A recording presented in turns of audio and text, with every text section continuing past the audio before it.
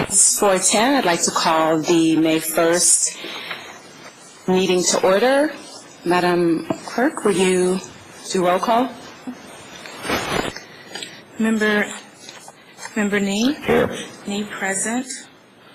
Member Washburn? Washburn absent. Member Pilpel? Present. Pilpel present. Member Sims? Present. Sims present. Member David? Present. David present. Member Highland? Present. Highland present. Member Oka? Present. Oka present. Chair Fisher? Vice Chair Fisher, sorry. Present. Fisher present. And Chair Grant? Present. Chair Grant present. Do you have a quorum? Great. I would like to see if there are any agenda changes by anyone. Madam Chair, I don't have an agenda change, but I do have a question. There was an item at our March meeting that was put off supposedly till today's meeting, and I'm wondering why it's not on the agenda. This would be complaint number 12031, Anonymous versus San Francisco Housing Authority. And the reason it was delayed in March is that there was a serious debate and question about whether the task force had jurisdiction over the issue. That was supposed to be put on today's agenda, and I'm just curious to know why it's not here. Madam Clerk? Pertaining to that complaint, the complainant has asked that all of her complaints be put off until further notice. That's why that item is not on this agenda. Okay, thank you. You're welcome. And Member Washburn did send a note today about her absence. So she's asking that, letting us know that she will not be here at the meeting today. Are there any other agenda changes or anything of that sort? If not, Madam Clerk, will you go to the next item on the agenda? Sorry, Chair, would you like to make a motion to excuse or no? Washburn? No? Okay, thank you. Item number 2, Supervisor of Records Report.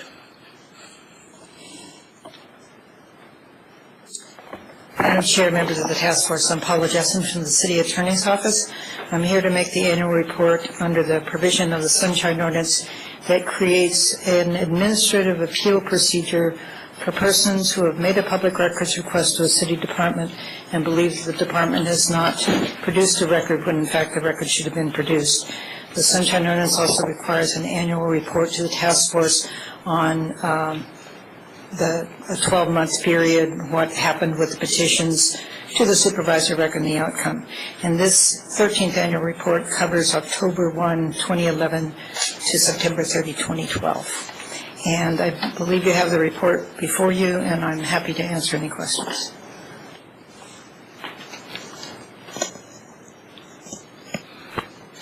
I'd like to open up to the task force. Are there any questions on the report?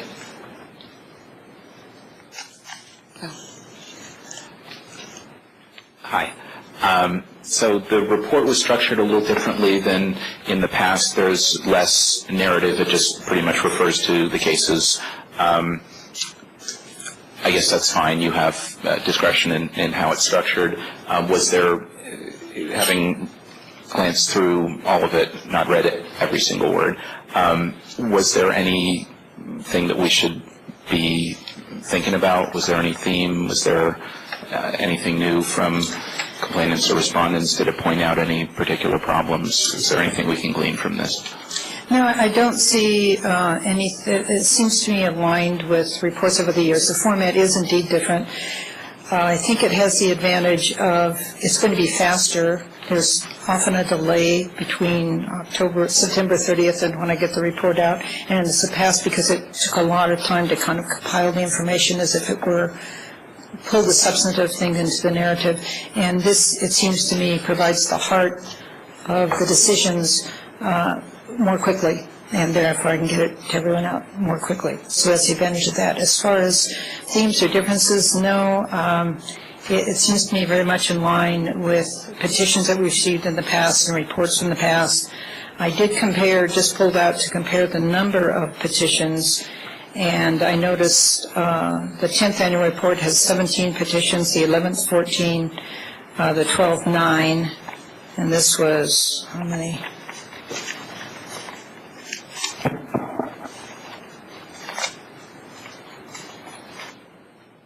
13. So it's pretty much in line. The types of petitions, sort of the usual array of issues that come up before the supervisor of records.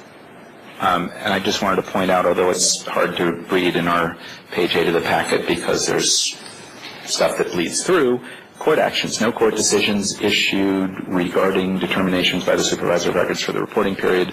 I very much appreciate that. I had asked in the past that court actions both related to decisions and any other court actions that interpret the ordinance be referenced in the report.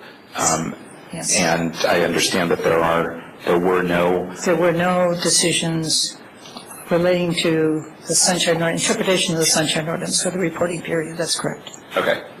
So, yeah, in the future, if there's anything like that, this is a great way to address it, and I appreciate that very much. Sure. When I'm wrapping up the report, I always email everyone in the office and ask them, survey them, just to make sure there haven't been any decisions, so I can make sure whether there are not, and we'll let you know if there are. And presumably that would also include any decisions interpreting the Public Records Act or the Brown Act that in San Francisco. It doesn't. Okay. It would only be if it interpreted the Sunshine Ordinance. Okay. But if you should hear of any that interpret either of those laws in the city, that too would be helpful to communicate. Yeah, I have authorization to report on the Sunshine Ordinance. I don't have formal authorization to include a Public Records Act generally.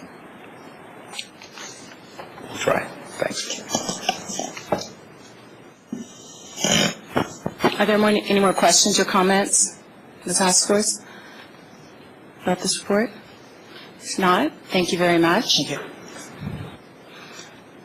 I'd like to open it up at this time to public comment for this. I'm sorry, I can't say this. Yes, 2 minutes. How many people are going to offer public comment on the report from Ms. Jessup? Jessup? Great, just 2 people? Great, you can have 3 minutes. Members of the task force, Ray Hartz, Director, San Francisco Open Government. I just handed to the administrator a Sunshine Ordinance complaint against DCA Paula Jessen. The alleged violation reads as follows, quote, "For all intents and purposes, DCA Jessen has acted in such a way as to provide legal counsel for city employees having custody of public records for the purposes of denying access to the public." If you look through the report, every single petition was denied. My case will be based on my request to the supervisor of records in this thing and her response, and I will present that at the time the case comes before. This report from the supervisor of records follows the usual pattern. All petitions are denied. If you examine each case, you will see that Ms. Jessen will do nothing but tell you what her office will not do, does not do, and cannot do. I have to say that my opinion is that Ms. Jessen is doing exactly what City Attorney Dennis Herrera once denied the public access to records which might embarrass or incriminate city officials and commission members. To this extent, she does her job exceedingly well. I thank her for her report. I came here a year ago and listened to the report, and the report was about the same. It was everything's denied. I have interacted with her on 4 or 5 occasions and have found her to be not helpful at all. In fact, she has been very reluctant to answer any questions, to indicate anything she did to actually investigate the petition. She simply came back and said, as far as I'm concerned, they're doing what they need to do, and it's not our job to do this, it's not our job to do that. If it isn't her job to do anything, what is her job? The bottom line is the way she is reacting and the way she is handling her position and making these reports does nothing but deny to the citizens of this city access to public records in cases where they have tried to get them from the body. Now, in my particular case, I got not only several findings from this body, I got a referral to the Board of Supervisors relating to the very issue in this report, and yet in the report she says, oh, they've been giving you the documents and they've given you everything, which is not true. It's a matter of public record. It's not true. So Ms. Chesson is really nothing but someone who defends the city against the citizens, and the thing that tells me that is it's just like the Ethics Commission. You can't have a body find in favor of the city every single time and against the citizens every single time, because sometimes common sense tells you a citizen must have right on their side. And if somebody sides with the city in every single case, I think it's a very clear indicator of a prejudice.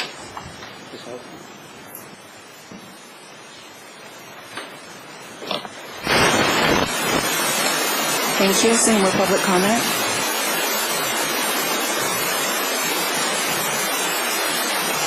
Peter Warfield, Executive Director of Library Users Association. I certainly hope that you take an action to reject this report.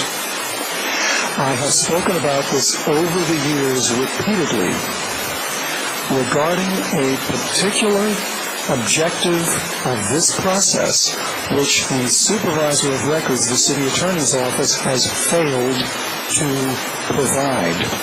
And the report makes it impossible to see whether that condition has been satisfied. So let me read you about what the law says with respect to this, what the city attorney does. Section 67.21D, and I'll give you a clue. It concerns the promptness of the city attorney's response to requests for a decision. And I said multiple years that the report fails to give you the most basic information. When were the requests made, and when were they responded to by the city attorney as Supervisor of Records? This report fails to give any dates at all as to when people filed a complaint. Now, maybe if I would spend some lengthy time reading the appendices, I could tease out that information, but I believe that some of the letters I've seen purposely seem to leave out a date. So it will say to somebody, you requested such and such of our office, no date. So let me read 67.20. So the key is the Supervisor of Records is failing not only what the previous member of the public spoke in terms of questionableness of the fairness of the outcome, but very questionably is not satisfying the timeliness requirements, and you shouldn't accept a report that doesn't show very clearly whether they are or aren't. Section 67.21D, please give me 30 seconds notice. Okay, thank you. 67.21D, if the custodian refuses for us to comply and completely complies with a request described in B, that's a request for records, the person making the request may petition the Supervisor of Records for a determination whether the record requested is public. The Supervisor of Records shall inform the petitioner as soon as possible and within 10 days of its determination whether the record requested or any part of the record requested is public. Can you tell from this report that that urgency element was satisfied? No. Please reject this report. It's outrageous that this goes on year after year, and sad that you sit there and don't bring this to their attention. Thank you. Are there any more speakers? If not, do I have any more discussion with the task force members? Madam Chair, close that public comment. Oh, public comment is closed. Is there any conversation amongst the task force members about this report?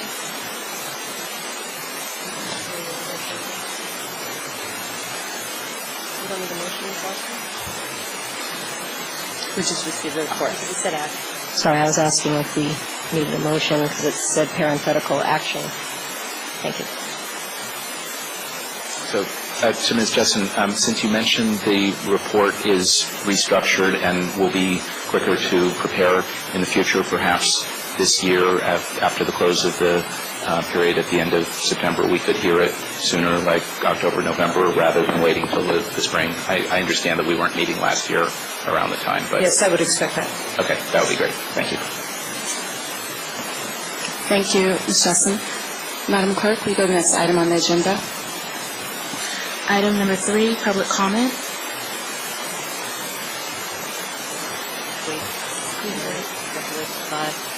You know what, it's not 5 o'clock, so what I would like to do, if possible, is take item number 4 and hear the first complaint filed, and then we'll come back to public comment when it's closer to 5 p.m. Thank you.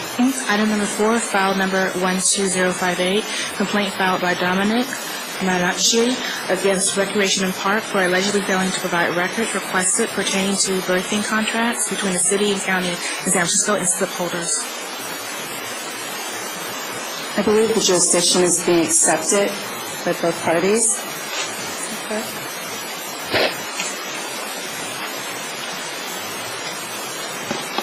Can I get a motion at this time to accept jurisdiction?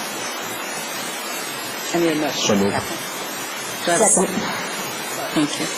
It's been moved and second that the motion is passed without objection regarding jurisdiction. Is there any public comment? If not, I'd like to get to the actual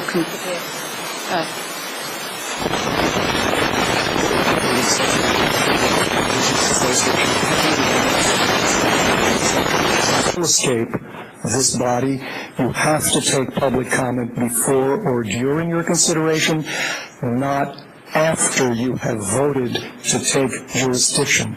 You've just done something counter to sunshine at its most basic level.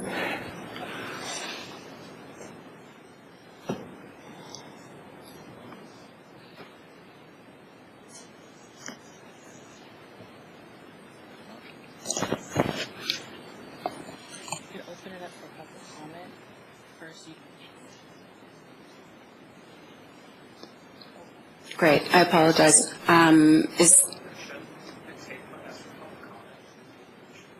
Great, can I withdraw that motion? Motion is withdrawn. Second withdrawn? Second withdrawn. Madam Chair. Madam Chair. Let me amend the motion to take out the phrase without objection. Just move to accept jurisdiction. Great, thank you. Attorney Threet? To members of the task force, through the chair, so a motion can be taken without objection. When it is passed without objection, that is a declaration that can be made at the end. The motion first is made. Then the chair can request that it be taken without objection. If no objection is offered, the chair can at that point declare that the motion is passed. But those steps need to happen, and before those final steps happen, public comment needs to be taken. Great, thank you very much.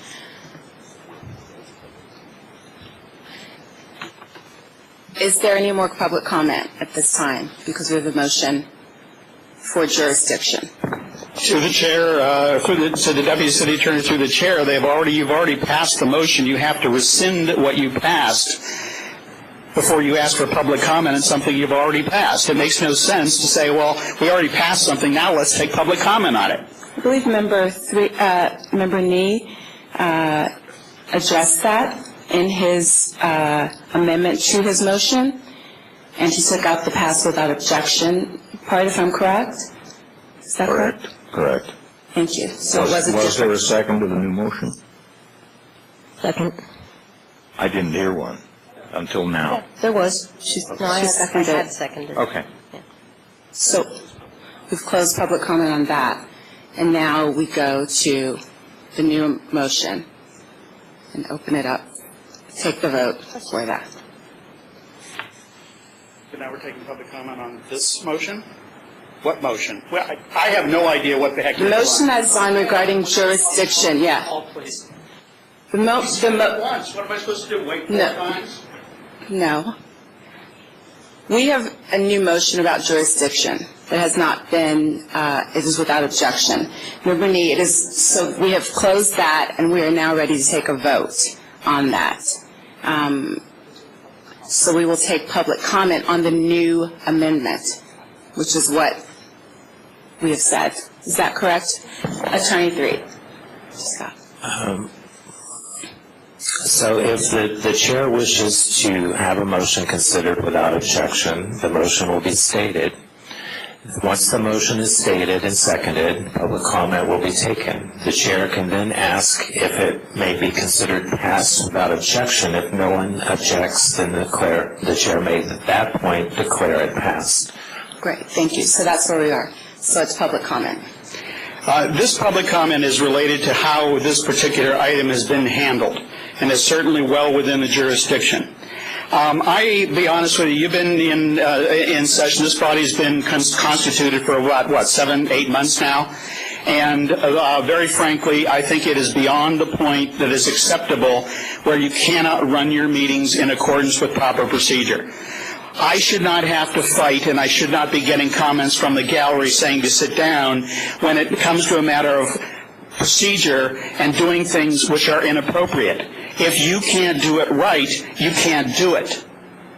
When you take the oath of office, you support and defend the Constitution of the United States and of the state of California. If you cannot conduct the meeting in accordance with the appropriate law, then you cannot conduct the meeting at all. And we are continually running through these things where you have these disagreements up there and you sit and discuss things and you talk about how long the cases take. Well, the cases take so long because you don't know what you're doing. After 6 months, it doesn't seem like any of you have a really good handle, and those couple people who are holdovers from the prior task force who have that are never consulted. I mean, look at what we just did. We spent, 10 minutes talking about this back and forth and around and around and around.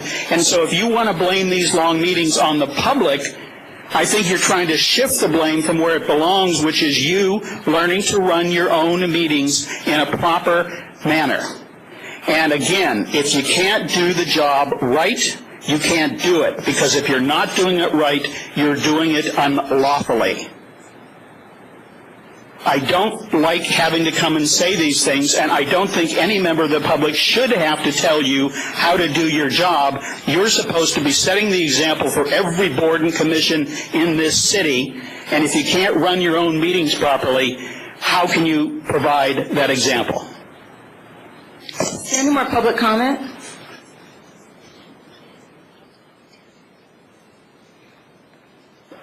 Peter Warfield, Executive Director of Library Users Association.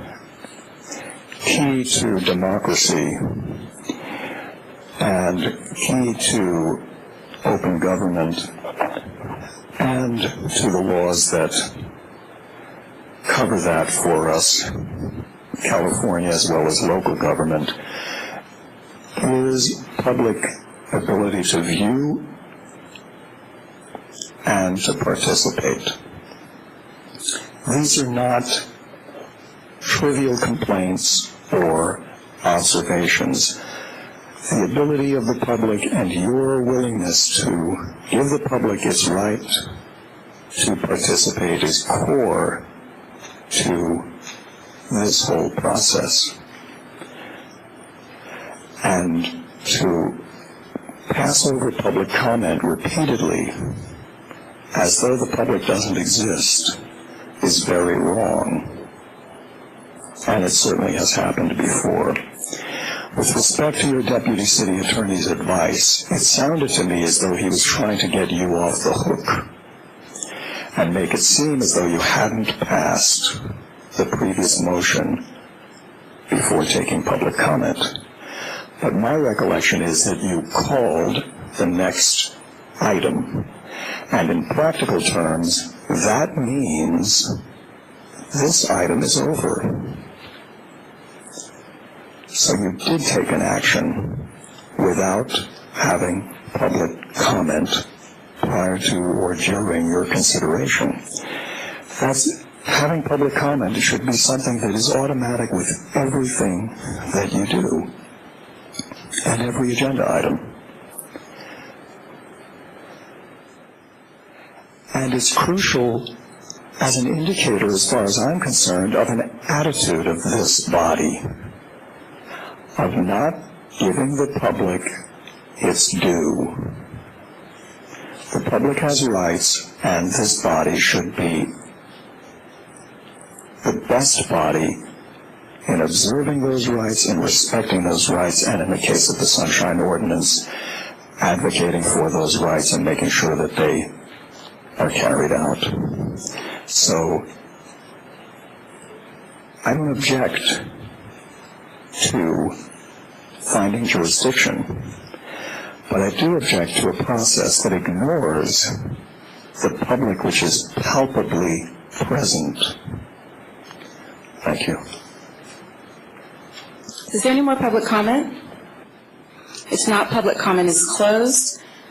The motion to accept jurisdiction is on the floor. I'd like to take a vote. Can I take a roll call vote this time? Member Nee? Aye. Nee, aye. Member Pilpel? Pilpel, aye. Ms. Sims? Mrs. Sims, aye. Sims, aye. Member David? Aye. David, aye. Member Highland? Aye. Highland, aye. Member Oka? Aye. Oka, aye. Member Fisher? Aye. Fisher, aye. Chair Grant? Aye. Chair Grant, aye. You have 8 ayes. Jurisdiction is passed. The next item is the hearing and the action on the substance of the complaint. Is the complainant, Mr. I'm sorry if I'm going to mispronounce your name, Mayanchi, present? Great. So you can come up to the podium. You actually have 5 minutes to make your case. Can I hand these out, please? And can you pronounce your name for us? Yankee, you I did it did a wrong. good job. Miyanki. Thank you. Apologize. Does this show up when you put it here or not? Yeah, Yeah, turn we on. can get it on our screens. Oh, thank you. Okay. This all started for me back in August of 2012 when I have a slip down at the marina. I keep track of all this, I try to make sure that everything goes smoothly down there. I take it upon myself. I thought there was an illegal slip transfer of the 90-foot slips, which there's very few transfers of 90-foot slips because there's very few 90-foot slips. And there was a slip transfer that I believed was illegal. And it doesn't matter here why I believe that, because what I wanted to do is, it didn't affect me personally since I was not on a wait list, but it did affect about 6 people who were on a 90-foot wait list. If this 90-foot transfer had not happened, the slip could have potentially gone to one of the people on the wait list. So I did a sunshine request. And let me tell you, before then, for the last 2 years, whenever I asked for I've sunshined quite a bit at the Rec and Park, and whenever I asked for a slip contract, they always provide it, and they always allow that they leave the address intact. But on this one here, they knew I was not happy with the transaction, which happened in August of 2012. So when I asked for the contracts, which I call contracts because I'll explain that later, when I asked for the 6 contracts of the 6 people on the wait list, then I was surprised when they gave them to me, but the addresses were redacted, so I couldn't contact these people. Now, I don't mind not having the phone number. All I want to do is write a letter to these people and show them my documentation for why I believe there was an illegal slip transfer that could have affected their rights on the wait list. And it would be up to them to pursue it, not me. I have no standing. I'm not on the 90-foot wait list. And I have here a copy of one of those. Actually, let me back up just a moment, and you all have a copy. I bought a copy of the rental agreement that everybody signs, and that is also a contract. And I was here in 2009, and the previous board. I don't know if any of you were here in 2009, but you agreed with me that because it is a contract, there was a consideration in exchange, it's a lease, that the addresses should be provided. Now, as far as I know, nobody's ever complained. I've never misused the information in the 2 years. I've done, maybe, must be I've seen 50 to 100 of these documents as a result of Sunshine Acts. Now, when I do this, this application here, as you can see, it's a $75 annual application. Once these people get called up on the wait list, they sign the other agreement. Now, I don't see any difference because it is a contract, and the Sunshine Ordinance provides that contracts between the city and anybody. It doesn't say individuals or businesses. It says contracts are available under the Sunshine Act. And I merely want the mailing address so that I can inform these other people so they can make their own choice, their own decision of whether they want to complain about a slip transfer that happened in August of 2013 that might affect their rights. And like I said earlier, there was an earlier order of determination, which I have included in here, that shows that, and I know you're not bound to it, but but they've been freely, and not only to me, I have personal knowledge, they give out the addresses on the previous agreement. Whenever anybody asks for it, they give it out. I was surprised this time they didn't give it out, but it was because they knew. I told them, if you don't rescind the contract, I'm going to, it doesn't affect me. I'm just going to tell the people on the wait list, and they'll make their own decisions. And that's when they sent me the redacted. I really don't have anything else to say. If you have any questions. Well, can we wait? We wait. Yeah, let's wait. Facts and evidence. If you have any questions for me. We'll do it at the proper time. Okay. There's a process. Okay. Thank you, Mr. Mayor. We all have questions. Is there anyone here to support Mr. I'm going to pronounce it right. Miyanki's complaint? If not, then I would like to invite the respondent up. Park and Rec. May Day, is that what we're here? Great. And you two have 5 minutes. Great. Good afternoon, members of the Sunshine Ordinance Task Force.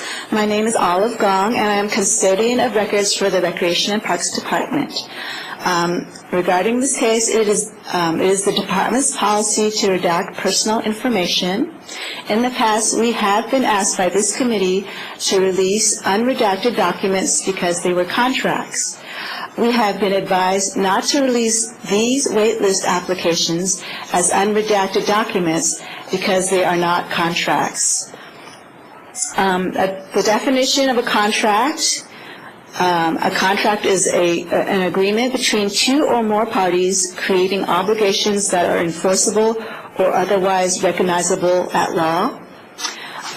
However, these waitlist records are applications that persons who wish to be placed on the Marina waitlist must fill out in order to be eligible for a berth if one becomes available. When a berth assignment becomes available, the Rec and Park Department then makes an offer to the person with the most seniority on the waitlist, and that person has 15 days to either accept or decline the offer. Because the application forms do not create any enforceable obligations on the part of either RPD or the applicant, they are not contracts. Even if these application forms could somehow be construed as contracts, nothing in Section 67.24E1 of the Sunshine Ordinance compels the city to disclose private residence or phone information that may be listed in a contract. That section simply states that contracts and bidding relating documents and communications shall be open to inspection immediately after a contract has been awarded. This section ensures that citizens have access to relevant information about the city contracting process, such as the identity of contractors and bidders, the dollar amount of the contract, the scope of work or services to be provided under the contract, etc. Rec and Park Department has made publicly available all of this information on the waitlist application form, the names of the applicants, the date of the application, the size of the berth they are seeking, and so forth. That's all. Is there anyone in here in support of the respondent? Want to give any more facts or evidence? If not, I'd like to open it up to the members of the task force for any questions for either the complainant or the respondent. Member Nee? Mr. Miyagi, please. Ms. Gong, I will have a question for you, too. Mr. Miyagi, let me just make sure I have it right. You have received copies of, I guess, of the application forms, is that correct? Yes, that was an example I showed you. Yeah, and they were any copies of application forms that you requested withheld? I'm sorry, I don't understand. Were any application forms that you requested withheld? Well, since the mailing address was redacted, I was not able to contact these people by mail. Okay, that wasn't my question. Okay, my question was, did any of the application forms that you requested, were any of those withheld, not given to you?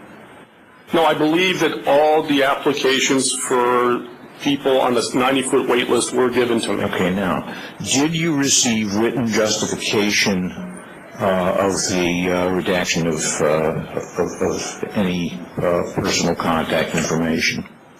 Yes. You did. And it was interesting because I should have brought that for you, but I just read it today, and to my best recollection is it said, because these are not contracts, we're not going to give them to you. It was a very short sentence. And I thought it was odd. Obviously, it had gone through a legal department before Olive responded. Well, that wasn't the question. Okay.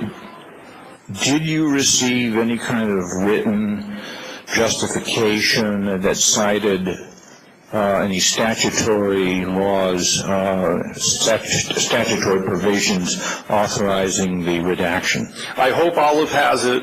That wasn't my question, sir. No. Did you receive written justification? Did you receive a note, a letter, a memorandum giving the statutory reasons, statutory provisions exempting the redaction, authorizing the redactions? No. Thank you. That's all. Yes. Do you have a question? Member David first. So, I'm curious.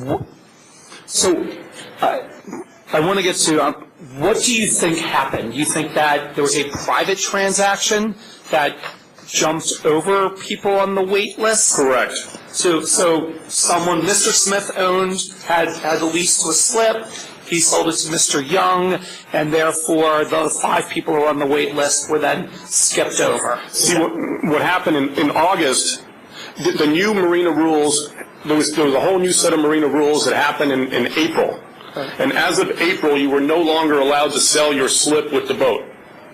You know, and there were exceptions to that also, without getting into all the details. The second part of it is the person who transferred the boat and the slip was 2 years in arrears in rent, which I don't think that somebody who's 2 years in arrears in rent should have been able to transfer the boat and the slip to a buyer.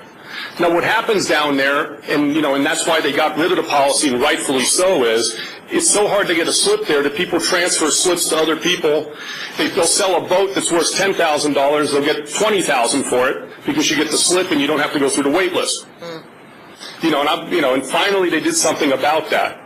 But then, again, after, they supposedly fixed the problem. But in August, here's another example of a transaction which I believe shouldn't have happened. Because when if you're the rules and regulations state that if you're I forget whether it's 3 months or 6 months behind, that you're automatically the lease is over. And I don't have a copy of the contract. It is online. If the lease is over, you have no right to transfer the slip, and it should have gone to the wait list. Okay, so I have a couple of follow-up questions. Sure. One, how is it public records that the person was in arrears for 2 years? Well, that was part of a sunshine request. I received it. Okay. Ms. Wong? Gong, sorry. Yes, I have a question for you. Thank you. Well, I'm going to ask You can just have a seat until she's finished. Thank you. And don't go too far. Yeah, so, I'm curious, what steps does RPD take to ensure that these private transactions, well, first of all, A, do you agree that these private transactions are not allowed? I just am the custodian of records. I don't know anything about what he's talking about. I take records from staff and I transfer them to the requester. Okay, thank you. Thank you. And I believe, just as a matter of point, that the issue is the matter of the records, as you know. I understand. Yeah. So Mr. Miyake is saying that he did not, one, in a timely manner. You can come back up. I'm sorry. Just to, correct me if I'm wrong, that you did not receive in a timely manner the information that I requested, and once you requested it, the information was redacted, the personal information, in order for you to do whatever it is that you want to do with that. That's kind of not here or there. Well, I looked at it again today, and I think they, because of the Thanksgiving holiday, I think they did get it to me within 10 days. I was under the belief that I had done an immediate disclosure request, but I did not. I looked it up. So I don't have a problem with the timing. Okay, so the first issue is... It's only a matter of the redacted agreement. Okay. And so Ms. Gong is saying that the redacted information, she tried to provide telephone, she took out the personal information. There was more public email and a phone number. They did leave those on the documents for you. I believe she took off the phone number. Here's an example of one. This was the lady who was number 1 on the wait list. Can you pull that up? Oh, there it is. Okay. You can see the top, under Nancy Mueller, I presume the address was there, and somewhere else would be the phone number. I don't mind, I don't think you should redact the phone number either, but I don't have a problem if you decide to redact the phone number. I don't want to call these people. I don't want to bother them. I just want to send them the documents that I have, so they can make their own decision on whether to go down and complain about, hey, I was number 1 on the wait list. It should have gone to me. Okay. And is there a time when you can rebuttal or something? Yeah, I don't hear about it. Stay there. Number 15. Yeah, thank you. So thanks for bringing up the whole part about the transfer of the slip, but that's kind of moot to us. It is. We don't really get involved. What I think I may have missed here, you mentioned that you're very involved, and that's great. It's great that you're looking out for everybody out there on the water. I may have missed this, so bear with me. Did you mention that you've been active in this for several years? You did this in 2009. So my question, sorry to be so pedantic, is right to the heart of the matter. In the past, when you requested this information, bear with me, this is 2 steps, did you get the addresses? And therefore, is this something new that you're not getting? And then my next question will be to Ms. Gong is, has there been a change of policy? You can go first. Yes, that's why I was surprised when I didn't get the addresses. Sorry, part 1, did you get addresses in the past when you requested this? In the past, I have received addresses. Oh, okay.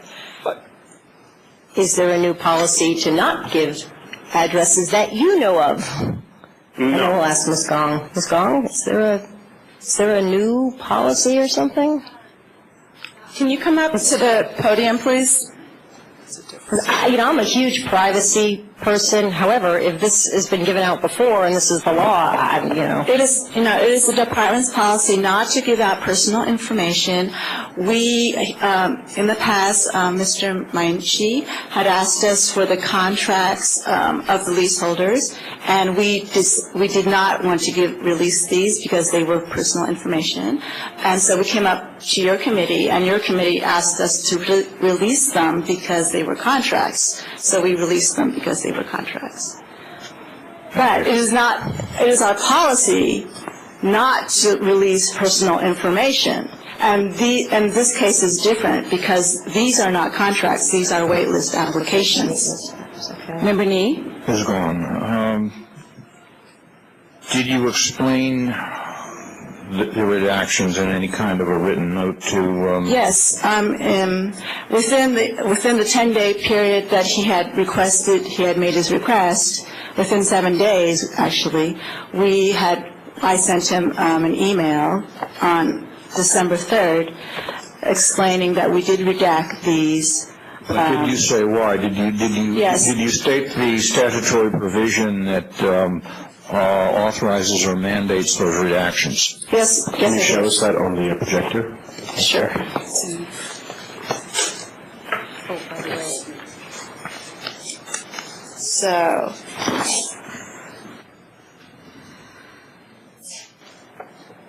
So the third paragraph is our written response. So we responded December 3rd, and then also we responded December 11th with the same statement. Can we see the beginning of that? I'm looking for the date. The date at the top? December 3rd. Okay. And do we have that in the packet or not? You have, I don't know, maybe you don't. I have a copy if you want it.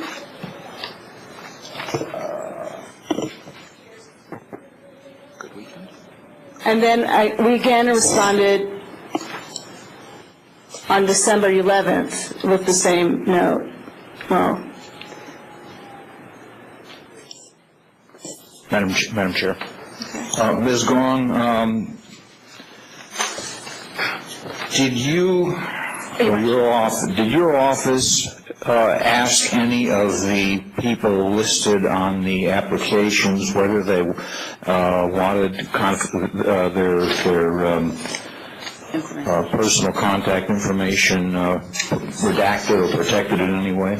no, Did any of them come forward and ask, without being asked, that the information be redacted or protected in any way? I'm sorry, can you? Did anyone come forward on their own, without being asked, and say, I would like this information protected or redacted?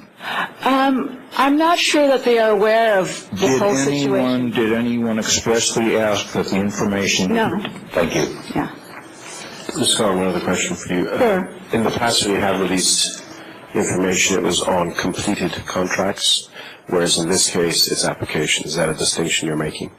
I'm sorry, can you say it again? Sure. In the past, when you've released contracts, you said it did have personal information. It was because it was a bona fide executed contract. Is that your statement? It was because your committee had asked us to release them, and we What felt... exactly had we asked you to release? Was it an application or was it a contract? It was a birth lease agreement. So it's a completed agreement. Correct. Okay. And there were no applications that were also released in that last episode? No, they were just the birth agreements. Okay, thank you. But, Ms. Gong, Okay, they're happy. but you, under, what is it? Section 67.24 regarding public, 24. release of public information that must be disclosed. Don't you feel like this is more of at least a contractor's bids? Excuse me, can you repeat that? Don't you think that this is, well, you may be right. Let's say it's not a contract, because you're saying what it is an application. But isn't it close to a contract bid, which would be kind of like an application? And under contract bid, under 67.24, it is held in the same light as a contract? You know, I have no knowledge of what a contract bid is, so I don't think I could not have an informed answer to that question. So a contract bid is technically like an application. It's applying to make a contract. It can be interpreted that way, that it's applying to make a contract. So what the question is then, do you feel like, do you understand if someone was to argue this application is an attempt in order to make a contract? It's not very much like a contractor's bid is an attempt to make a contract. It's not a contract, though. If it were an attempt to make a contract, it still would not be a contract. It would be an attempt. it would be an attempt. It wouldn't be a contract. It would be an attempt to make a contract. I understand that distinction. Yeah, but 67, I do. You're right, but 67.24, public information that must be disclosed, kind of says contractors' bids or responses to requests for proposals and all other records of communication between departments and persons and firms seeking contracts. They're seeking a contract. They're seeking an application. They're seeking an agreement between the city. I understand. And a seeking of something is not the thing itself. This is very philosophical. I agree, and I was following you regarding the contract until I read 67.24 completely. Member David? Deputy City Attorney Threed, I have a question regarding, and I think we've kind of hit on this in previous meetings, the State of California Constitution and the need to disclose people's personal, the redaction versus disclosure. What are people's reasonable expectation for privacy regarding public documents?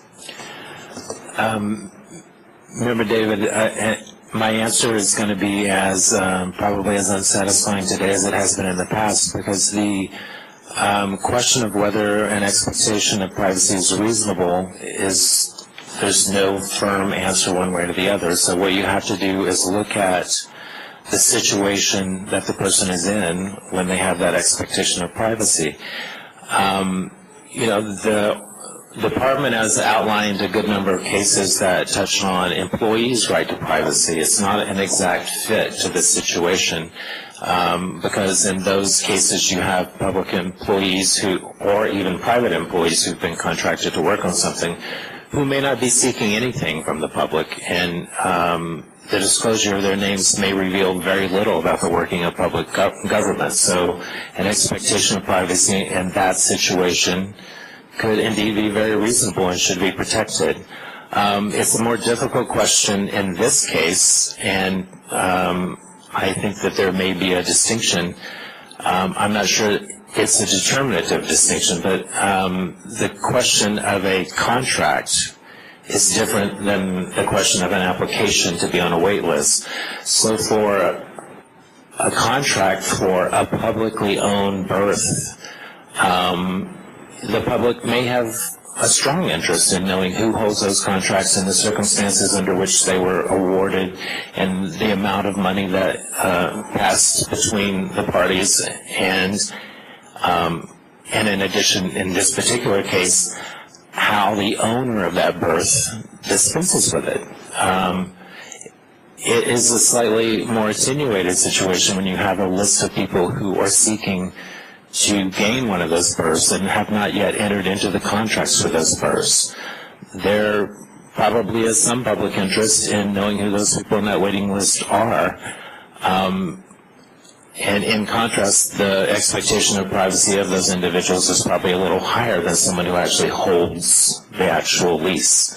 So I can't give you a definitive answer on that, but those are the considerations. Great. And I would say, from my, I guess, opinion reading of the ordinance, there's the heightened sense of the ones that actually get the contract that is made, and those that are seeking the contract, seeking to be in contract with the city or the public, is just as important, not just the people who actually get the contract. I think it's equally important that the public have that access to information. And that includes the personal information, because they're attempting to get into a contract. They're seeking a proposal. But I guess my concern is that they don't have a contract, and it is a city, entity. So when they're in contract, I do believe that, kind of like Betsy Roth, that the public information is there. If everyone's just applying for something and they don't get to that point of ever getting a contract, then I find it to be a little bit. I would understand that 67.24E specifically says about persons or firms seeking contracts. Okay, but can I weigh in? So, I've applied for my children to go to a summer camp that is run by Rec and Park. So, by applying for my children, if I apply for my children to a Rec and Park camp, am I seeking should my children's name and my information be public because they want to go to Silver Tree? I mean that's a good question. I mean that is more of a child and parent and getting to more specific relations. But this is actually a berth owned by the city that the city is allowing someone to use. No, it's entering a contract the same way if I would be paying Rec and Park for a position in a summer camp, I'd be entering a contract with Rec and Park. Your argument is that they're entering a contract, and I'm questioning that as a family enters a contract with Rec and Park to go to Camp Mather or to go to Silver Tree, or, I mean, a contract's a contract. And so, if we're going to say that everybody who applies to give money to pay for a service from Rec and Park is entering a contract, then that means that every family who applies for a Rec and Park camp, their names and addresses should be given public. I mean, I see what you're saying, and I definitely understand what you're saying. But if we start limiting, then nothing's going to ever be disclosed regarding any contract. Only when we say, "Oh, well, this is an important contract." Attorney Threed? Through the chair, I mean, I'm certainly not going to be able to resolve the difference that's been here, but I was just observed that both Member David and Member Sims are making essentially a slippery slope argument in different directions. And each situation has to be taken on its facts and analyzed separately. For instance, the application on behalf of Member David's children has some additional elements that aren't present here. There's a heightened protection for the privacy of children in most situations, for instance. And likewise, Member Sims has likened this to bids, and there's a distinction between this case and bids. And so the question really is whether you see the comparisons are as more apt in your own analysis or not, and it's up to the members to make that determination. Member Oka? It's always been my interpretation in anything that I've done in the past, and I've worked in offices that did this kind of thing, that handled complaints and investigations. It's been my interpretation always that unless someone specifically asks that their information be kept private, it is subject to public records requests. Great, thank you. Does anyone comment from the members? I had a question for Ms. Gong. Quick question, and maybe if anyone else wants to comment in on this. Is there any language on the application? I haven't looked at it closely enough about privacy expectations of privacy or anything. I'll look at it. Let me see. What I'm trying to get to is when a member of the public fills out an app, are they waiving that expectation of privacy? Is that covered anywhere? Perhaps through the chair, DCA 3 might be able to address that as well. No, there isn't. Okay. Yeah, just through the chair. When Do you want to see an application? Sure. If you can put it on the screen. Through the chair, there are copies of completed applications on page 72 of the packet.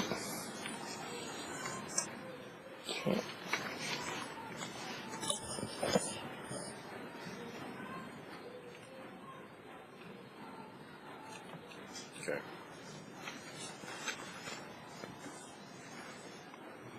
Thank you. Yeah, better. Can I see that again? Can you put that back out? I believe it's in your packet. Yeah, but we would like to see it up there as well. Sure. Thanks.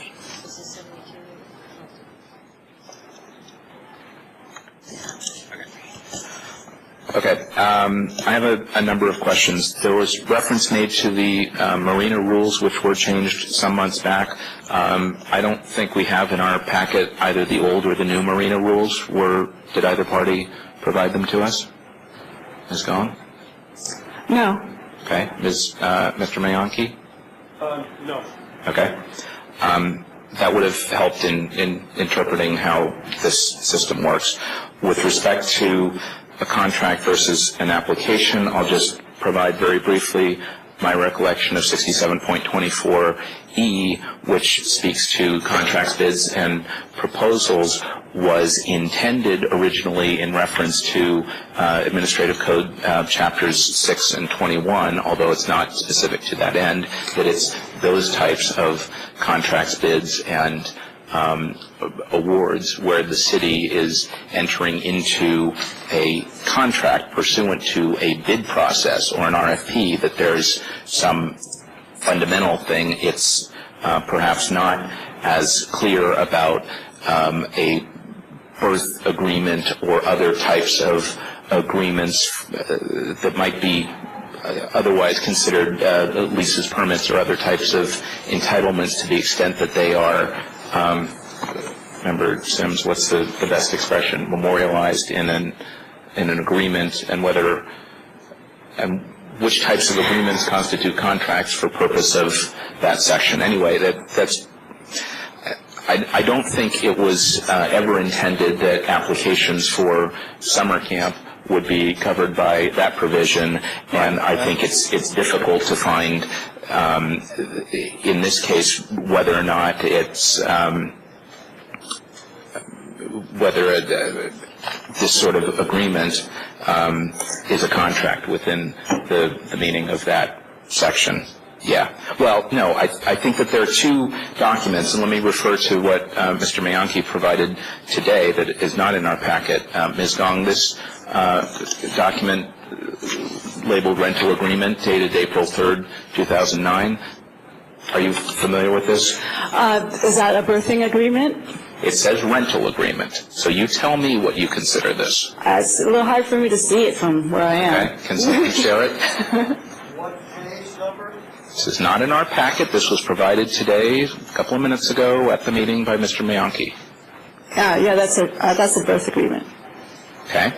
So do you consider this a contract? Yes, we do consider this a contract, and that's why we released the personal information. Okay. So since we don't have the rules before us, if you have some understanding of the rules and could explain, when someone seeks to obtain a berth at the Marina Yacht Harbor, do they first have to complete a rental agreement, or do they first... This is the renewal application, so what starts this? What is the application for a berth? Not the renewal, but is it the rental agreement? Is it an application for a berth? What's the first form or document that one fills out, to your knowledge? You know, again, I'm the custodian of records. Mm-hmm. So I do not know the whole process of, application of births, contracts of births, but I do know that I know what a contract is because I have the definition here. Again, I'm going to just say it again. A contract is an agreement between two or more parties creating obligations that are enforceable or otherwise recognizable at law. Yeah. Because the application forms do not create any enforceable obligations on the part of either the Rec and Park Department or the applicant, they are not contracts. So, the question is whether the waiting list application is a contract or not, and it is not, and it is not a contract, we do not redact the person. We do, because it is not a contract. Okay, I got all that. So, Okay. so my question was asking, when someone seeks a berth, what's the first document they fill out? And your answer is you don't know. No, I don't know. Okay, Mr. Bianchi, can you help on that? You have a copy of it, actually. If Okay. you look at the very back of the packet, see, you have to... Come up. You have to... We know each other, we like each other. But use the mic so that we're on the record. Okay. Thank you. Thank you very much. No, I'm not trying to scare her away. You have a copy of it. It is called, the first time you... Well, they changed it.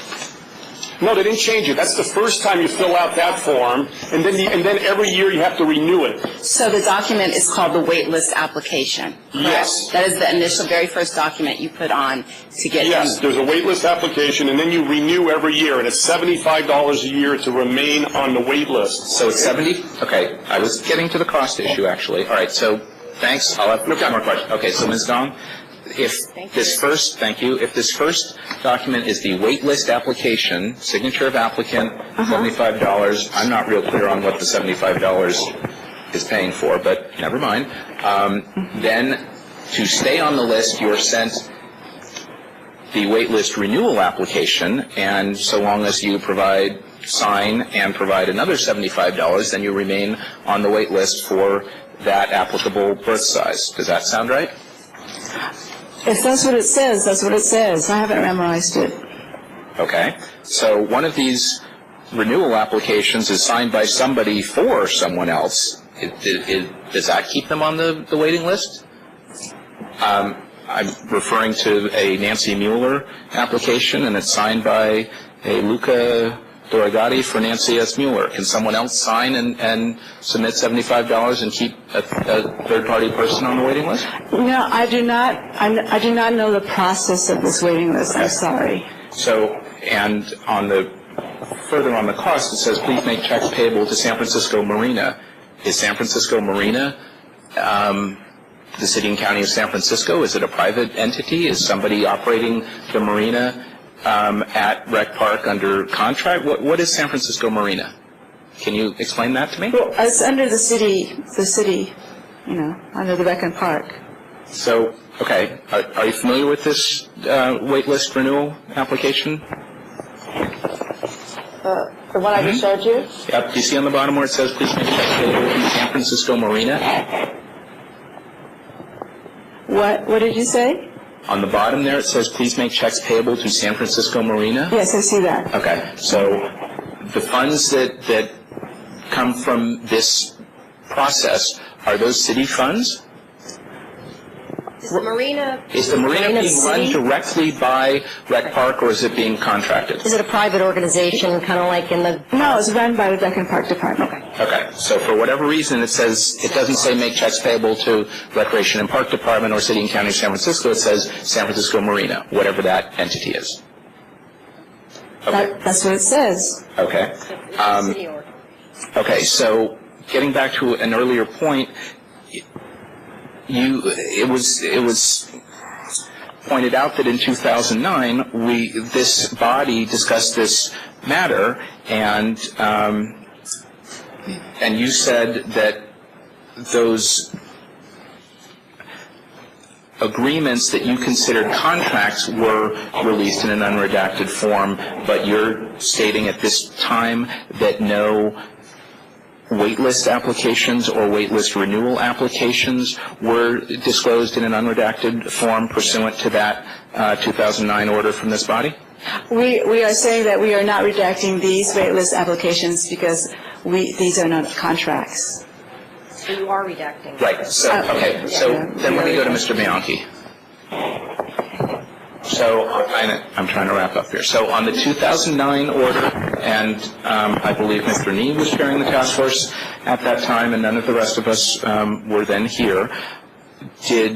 Were you seeking similar information? And if so, did you ultimately get the unredacted form of the waitlist applications or waitlist renewal applications, or only an unredacted form of the rental agreements? I only asked for the rental. You said I only asked for the rental agreement, so the other issue never came up. Okay. So that's why we're here now on the waitlist applications and renewal applications.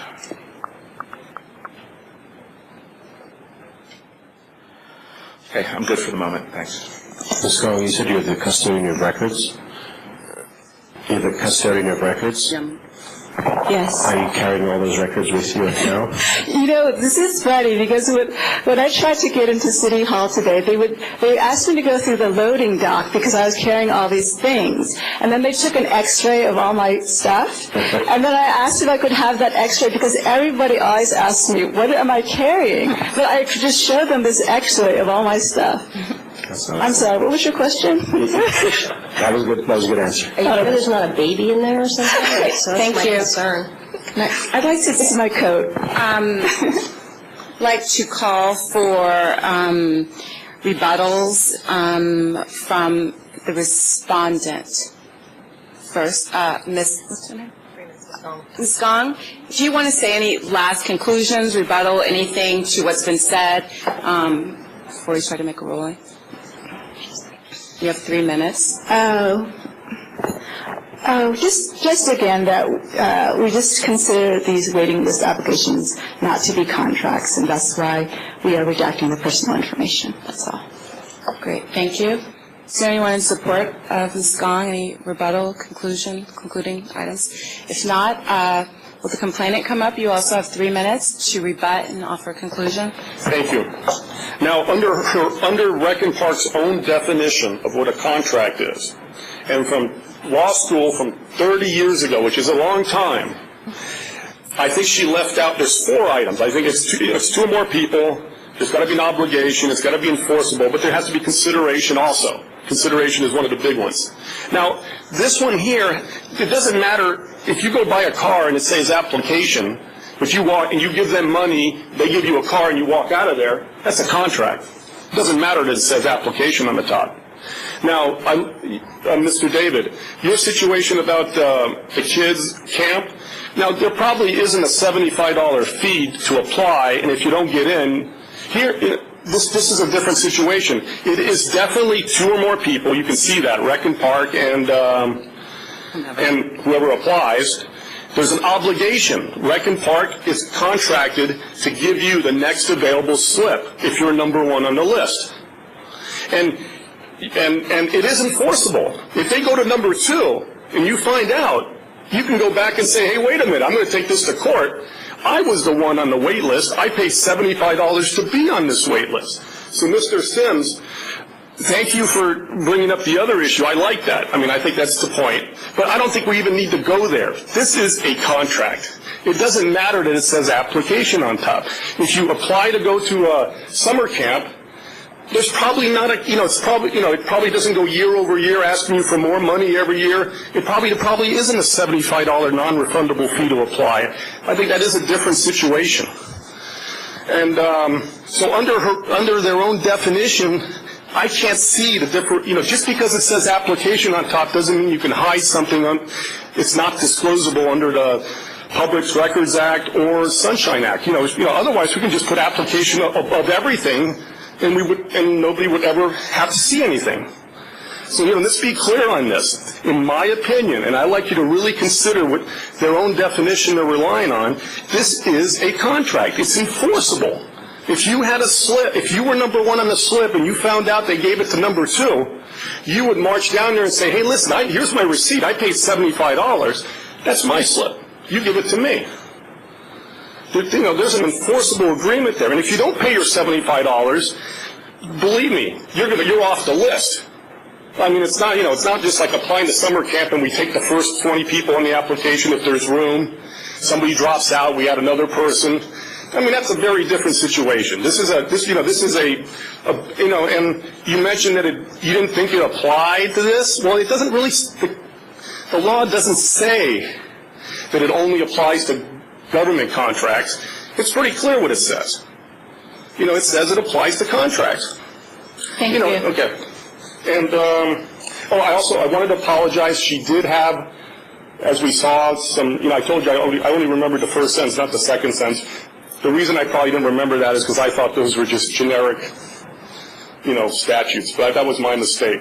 And I think there was one more thing. Well, your time's up, and we kind of got, thank you, though. I think we got the sense. At this time, I'd like to ask if there is a motion to find a violation of the Sunshine Ordinance.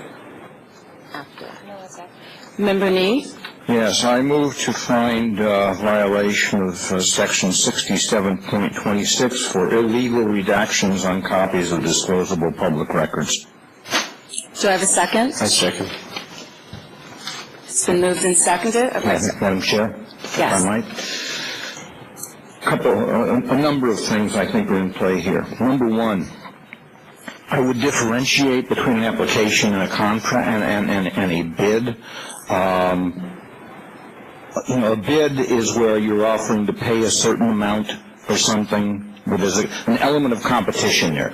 You will pay X plus 10, where the other guy will pay only X plus 5. That's a competitive bid. Or maybe you're bidding to provide a service and you want to charge X plus 5 and the other guy wants to charge X plus 10, and the level and breadth of service you're providing, you're offering to provide is going to differ. That's a bid. These applications are basically, they're not competitive because prices and conditions, those are already set. The only element here differentiating one application from another basically is chronology. So that's on a larger level, though. I think whether these are contracts or not, I think is really irrelevant, because he asked for certain records. Those records were given. Period. So the next question becomes, the next issue becomes the redactions on those records. Were those redactions legal? Now, we've heard Ms. Gong say that on a contract, the personal contact information is released, whereas on an application it's not. Why that differentiation? Why is the right to privacy violated any more on a contract or any less on a contract than it is on an application? I don't see any logic there. Now, the task force has held in the past that information provided on a public document, on an application or on a contract or whatever, on a document that's executed with a public entity, in this case the city, task force has found that information is disclosable unless certain very narrowly defined circumstances exist.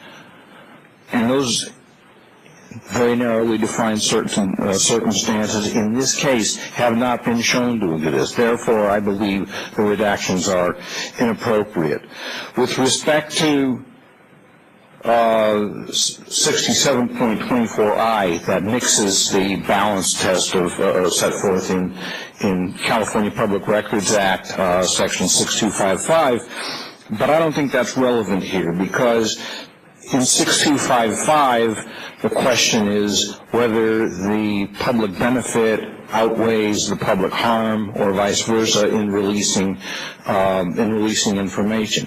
That's not the question. The question of benefit or harm to the public is not in question here. The argument put forth by Ms. Gong was benefit versus harm to private individuals. So I don't think 6724I is applicable here. I do think 6726 is the applicable provision, because it is failure to keep withholding to a minimum by virtue of the redactions. You said 26? Thank you. 67.26, that's correct. Does anyone else have any comment? Member Oka? Okay. I think we have to remember that what Member Nee said with respect to the exceptions being very narrow, he's correct? And I think unless we're talking about a minor person, non-adult, those things are protected because they're not adults.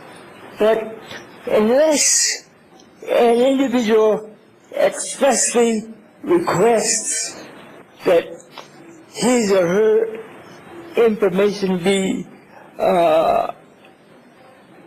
withheld, then that information, anything that's put on any piece of paper that's executed by a public or private entity, is subject to public disclosure. So I think that's the only thing we have to look at. Well, I guess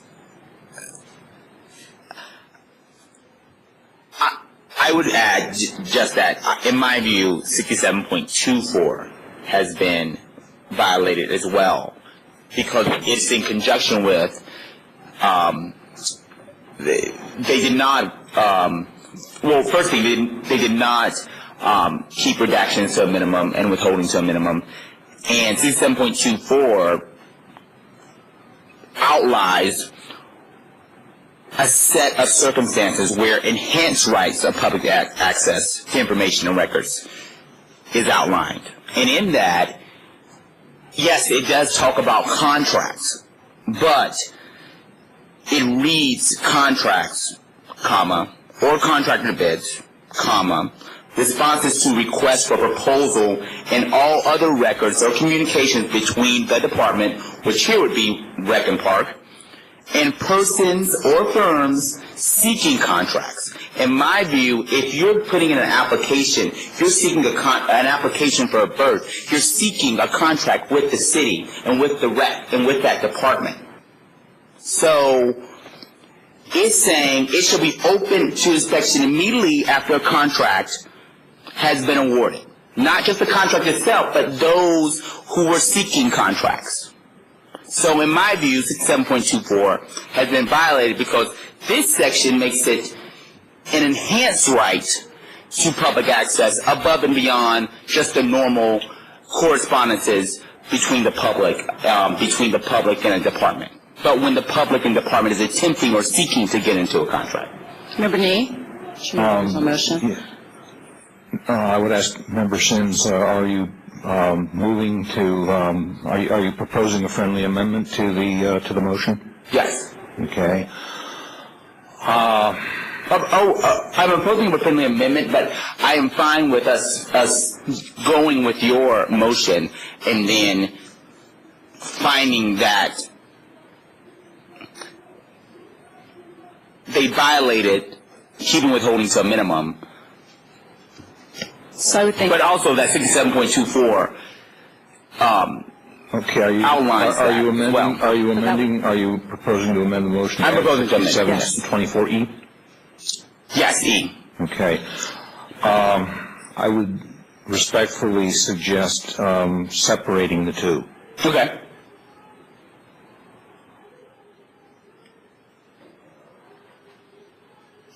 Making two motions. Making the decision of making two motions. I would. The motion on the floor right now. My proposal, my suggestion is take up 67.26 and then in a separate motion move to find violation of 67.24E. Okay.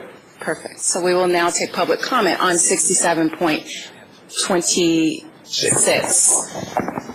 Members of the Task Force, Ray Hart, Director, San Francisco Open Government, and I agree that you're heading in the right direction as far as I can tell.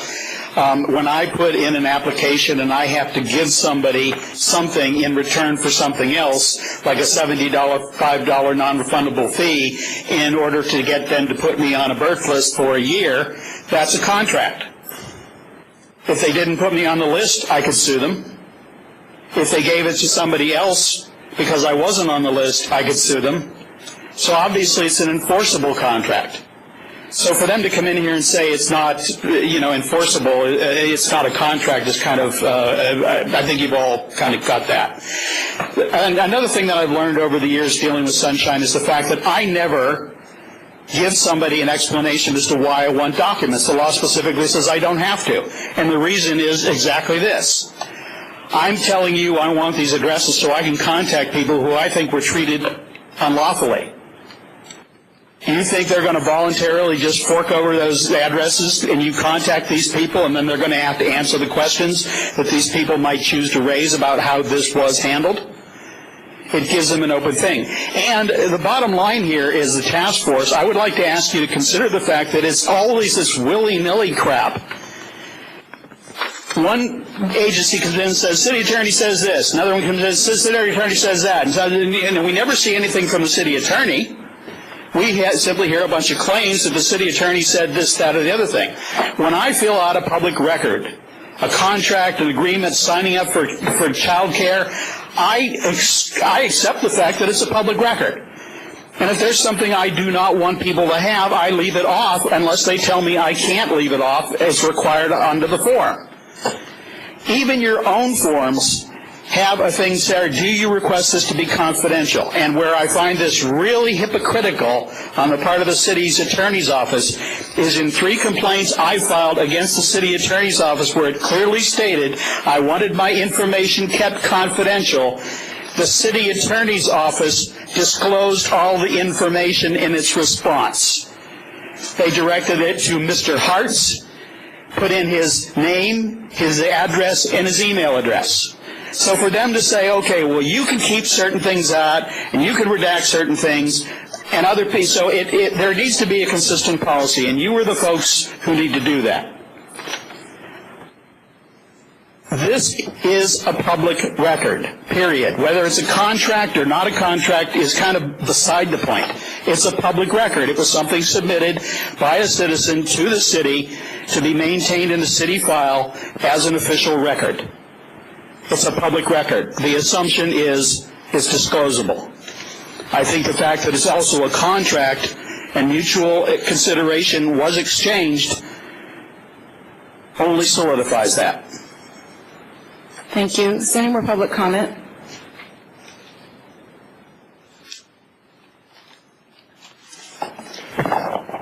Peter Warfield. I'm not a party to this and haven't, previous to today's meeting, been familiar with it, but I did want to point out some things and raise some alerts. First of all, I am grateful to the 2 members who so well argued for 67.26 violation being found, which certainly I support, for failure to key by footnote or other clear reference to the appropriate portion, a justification of the withholding as required under 67.26. The forms that have been redacted show no indication of any footnote or clear reference to any justification for redactions.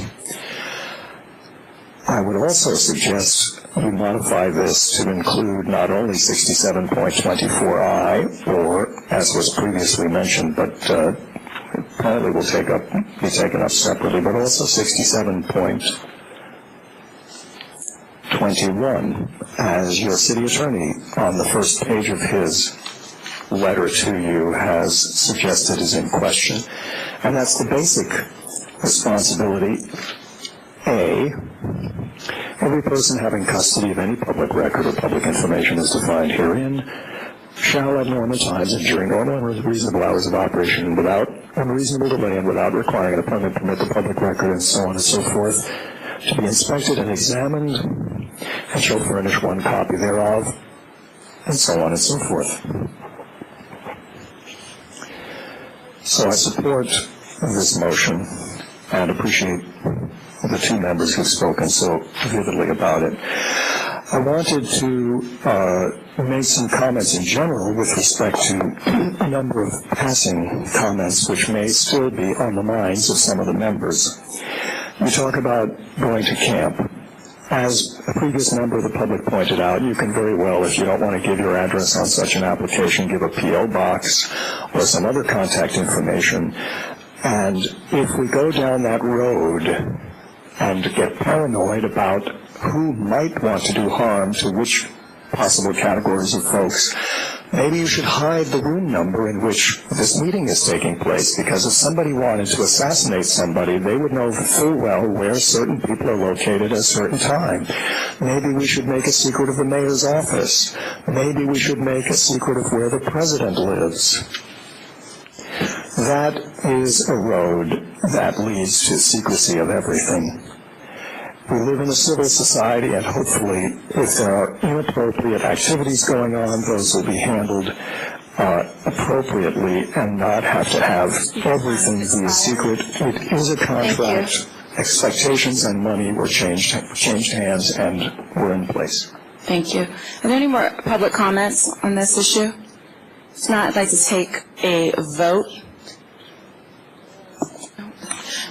Through the chair. Hello, through the chair. I'd like to know who the second was on the motion for 6726, please.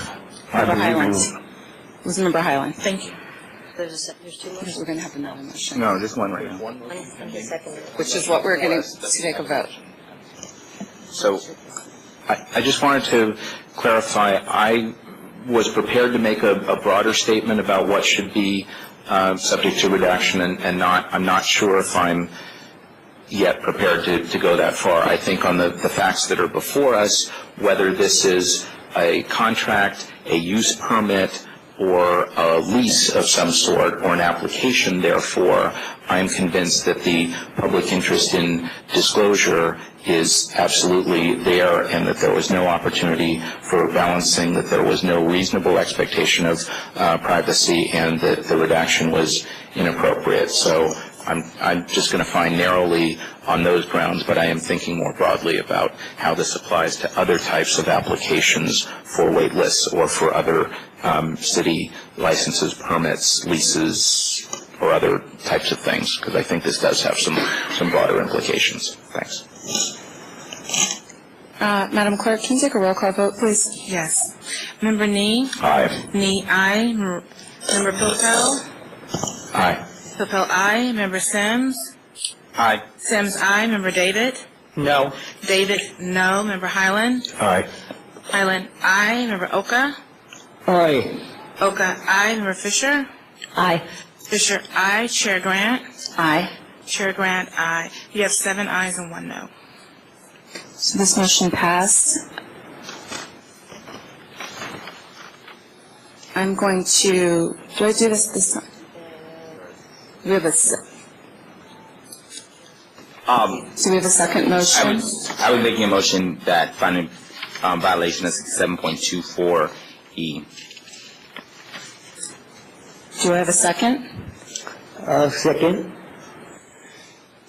It's been moved and seconded. There's a violation of 67. In addition, there's a violation of 67.24E.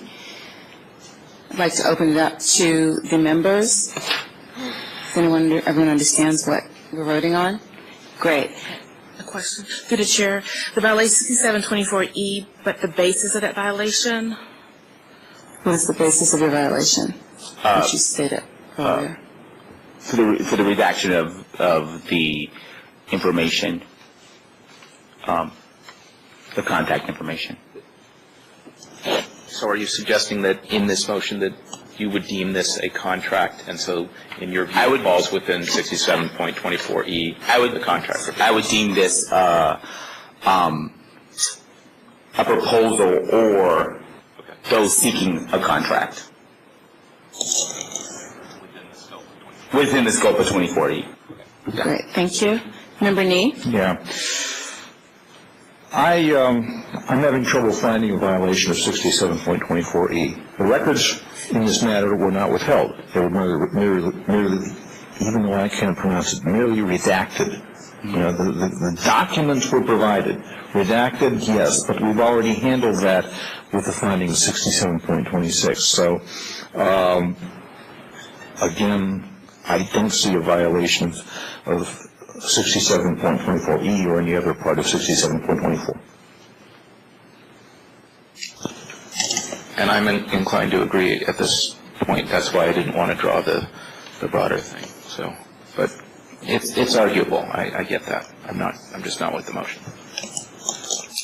Any more comments from the task force members? If not, public comment on 67.24E. Is there any public comment on this?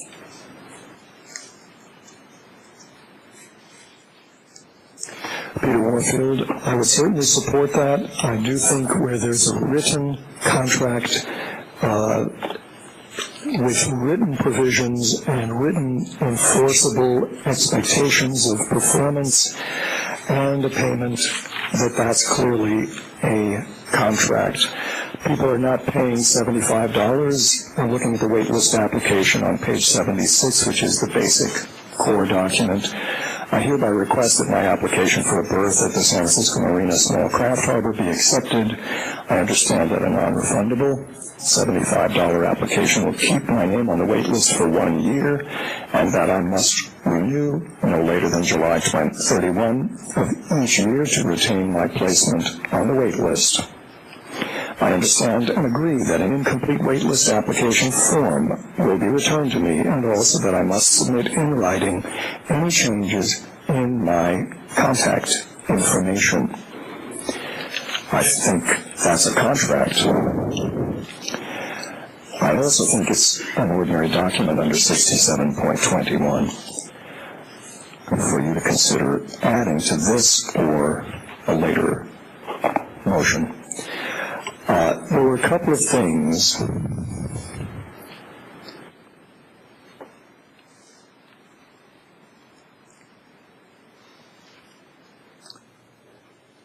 Just continue.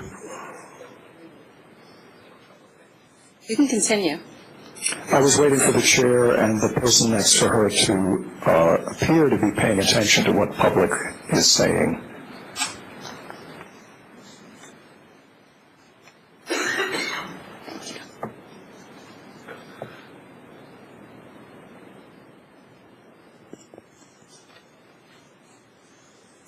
I only get 3 minutes. You get as long as you like to discuss and read material as you appear to be doing, Madam Chair.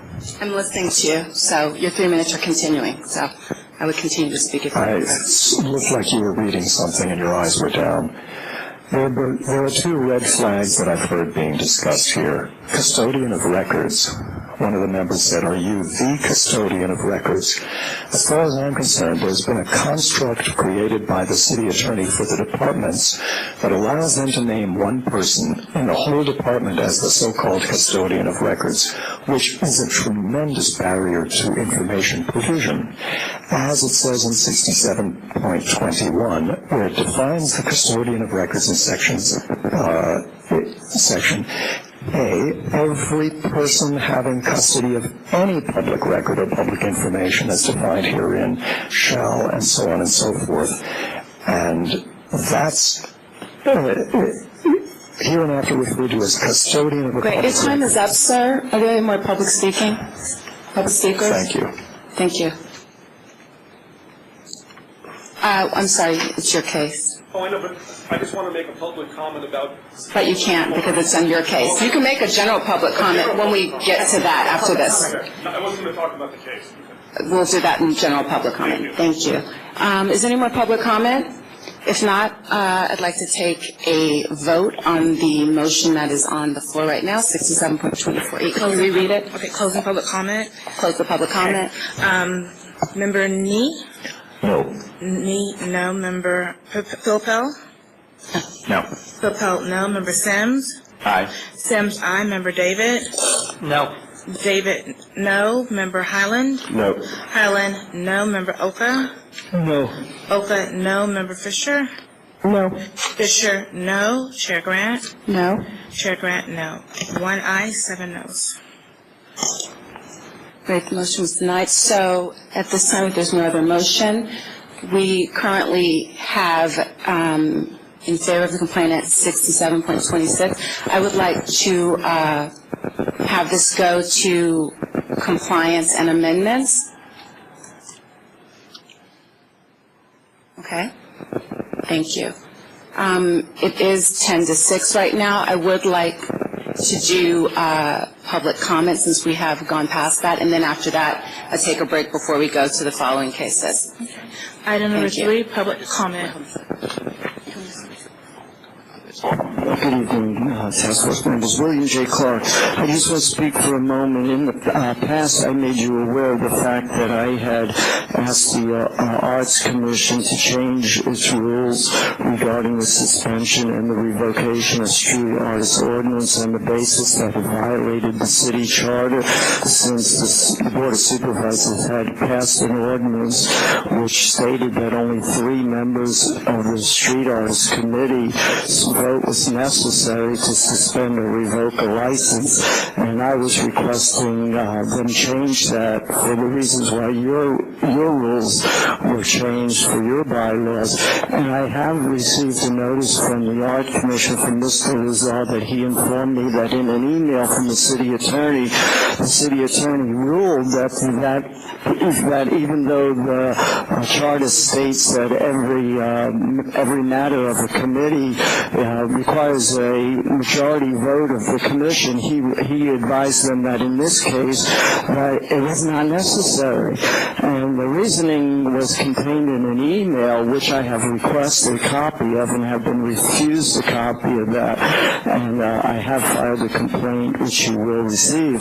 But the reasoning that was given to me was that the city attorney stated that since in the original street arts ordinance and the city charter doesn't state that the Art Commission has the power to revoke a license, that Charter Section 1, I believe it was 1.101, gives the Board of Supervisors the power to grant rights and rules to any other officer. However, I just want to point out to you that it's well settled law that when a public agency is given the power to issue a license, permit, or certificate, that it is automatically given the power to revoke that license license certificate or permit. So I believe that this is an improper ruling by the city attorney, and at the present time, all street artist certificates can be revoked by only 3 members out of, I believe it's 16 members of the Arts Commission. So I just want to make you aware that I will be bringing that to your attention at a future hearing.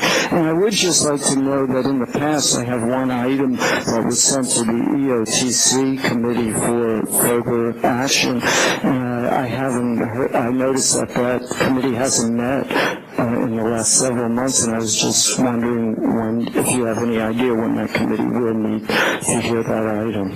Thank you. Thank you.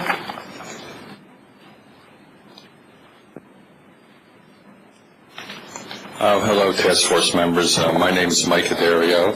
I am a member of the Street Arts Program. I'm the former chairperson of the Liaison Committee for the Street Arts. It's my understanding that the ordinance comes up, the Sunshine Ordinance comes up every once in a while for changes, and I think one of the changes that should be made is possibly that commissioners and possibly politicians also, before they're seated and make votes, have sunshine training. What we have found in the Arts Commission, and also that would be employees too, to have training and possibly a college course that would teach people about the Sunshine Ordinance, how it relates to open government, how it relates to the Constitution, because it seems like people in San Francisco don't know about it. Or they're just they're flaunting all the laws. They act as civil masters. They don't think they're civil servants. We find this over and over again. This is brought to your attention. And a lot of times, the horse is already out of the barn. These people had been on commissions, they made votes, these things are done, and it's very hard or next to impossible to rescind these things that they vote on. To give you an example, the former Arts Commissioner, former Director of Cultural Affairs, Louise Cancel, had a tenure, I believe it was 5 years. He has never taken the Sunshine Ordinance. never took it. I looked up the documents, and just before he was removed for really one of the reported things was he was telecommuting from Brazil. Then he put up that he would take the Sunshine Ordinance. So I think that has to be looked at. That's a gigantic loophole that the city government or the city employees, commissioners seem to get away with, and the public is hurt by that. So I just wanted to bring that to your attention. Thank you.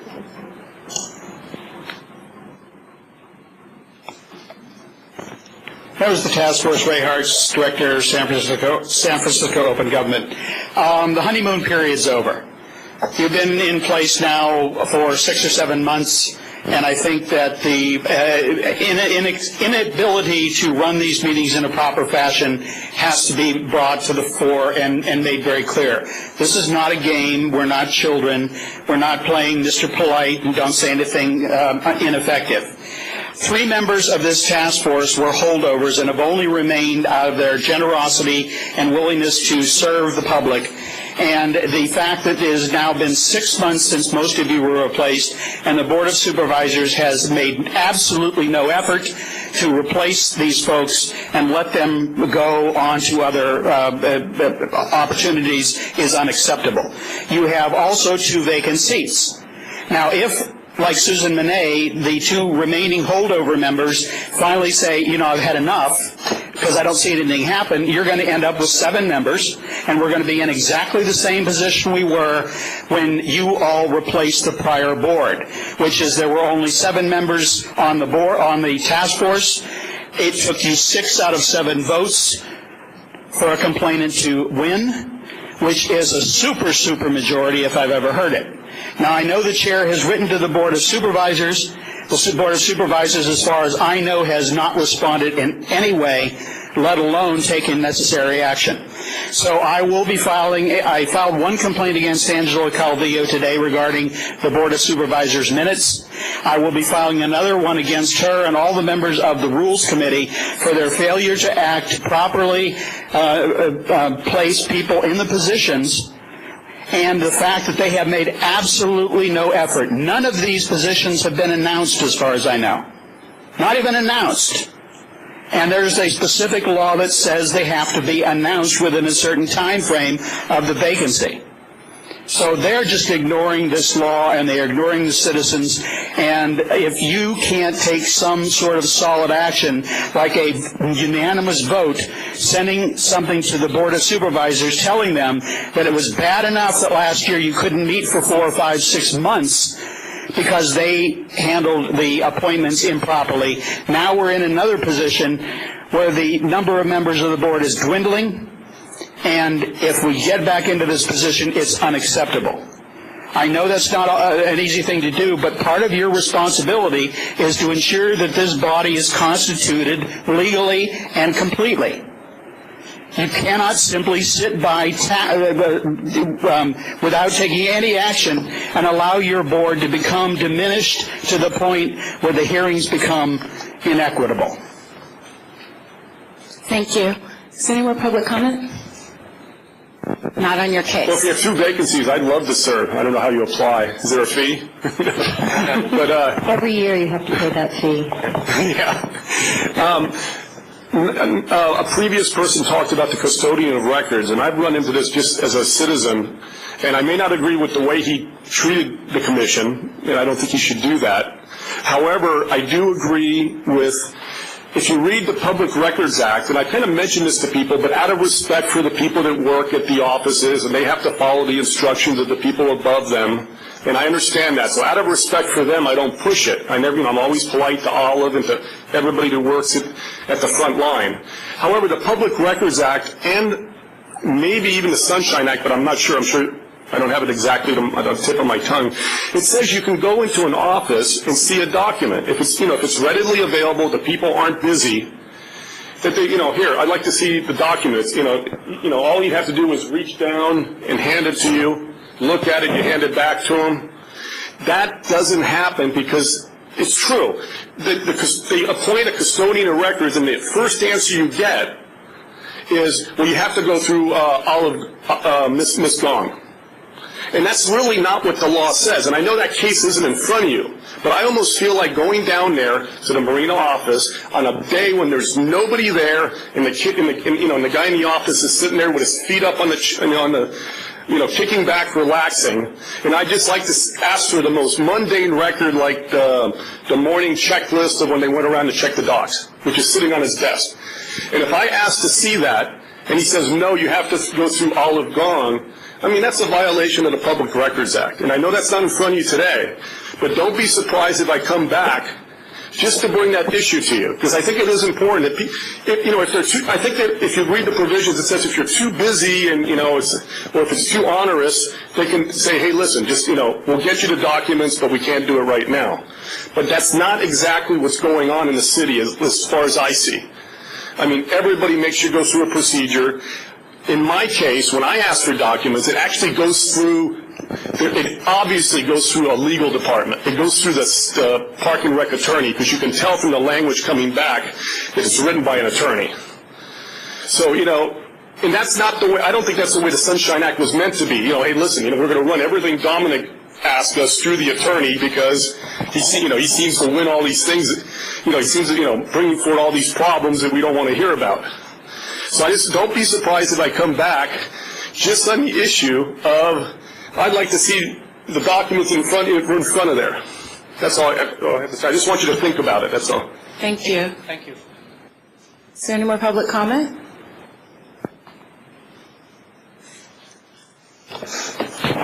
Peter Warfield, Library Users Association. The previous speakers certainly have good points.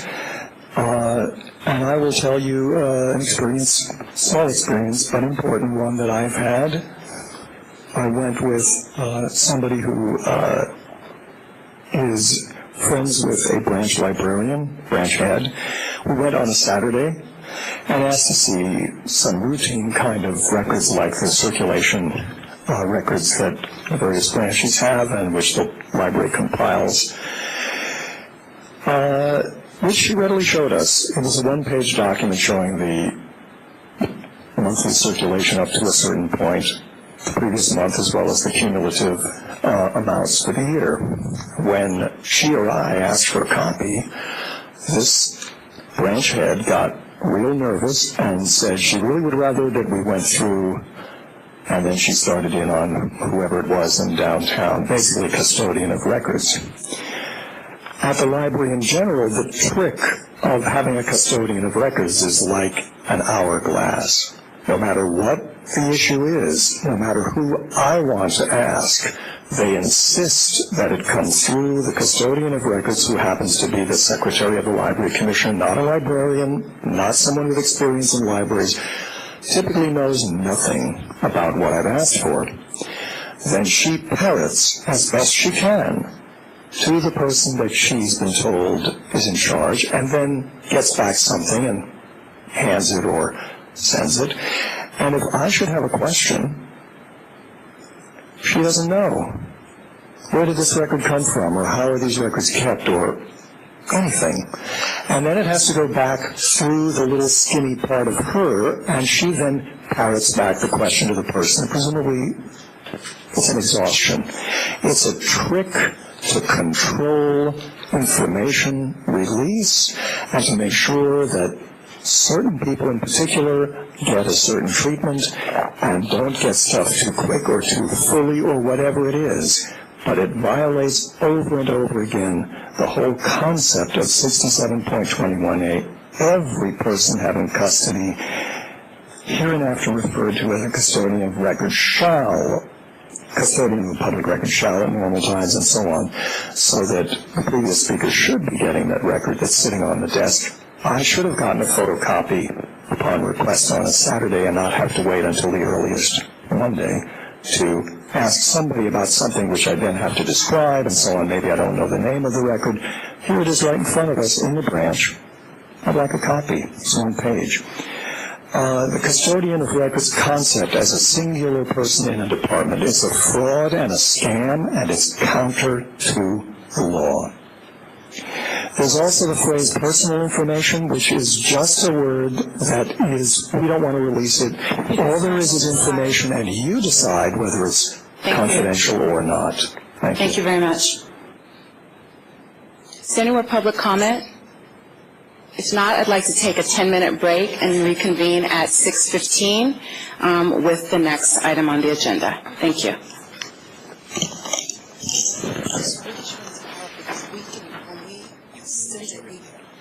We can send it to 100%. Oh, I can't reach it. That's small writing, so small.